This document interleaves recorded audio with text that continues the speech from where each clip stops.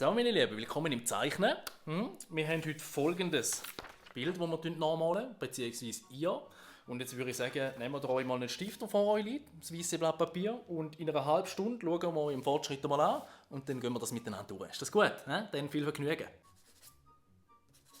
Kann ich vielleicht noch einen Spitzler haben? Der tut irgendwie nicht. Das ist ein Kugelschreiber. Einfach reindrücken. Aha.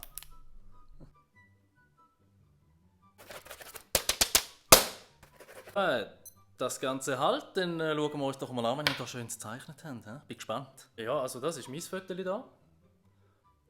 Hast du das Foto auch ein bisschen angeschaut?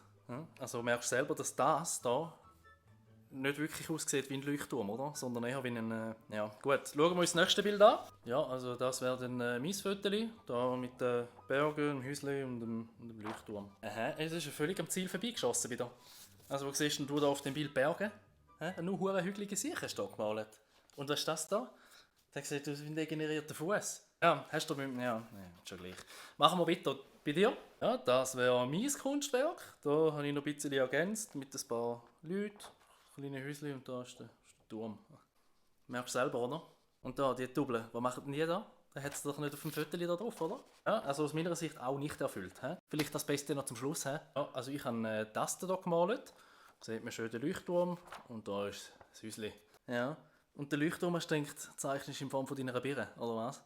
Sieht aus wie dein Grind. Das ist doch kein Leuchtturm. Das Häuschen genau dasselbe. Eine große Zeichnung, Entschuldigung. Dann würde ich sagen, tun wir noch mal ein bisschen büffeln über das Wochenende. Und dann machen wir nächste Woche hoffentlich ein bisschen mit mehr Biss weiter.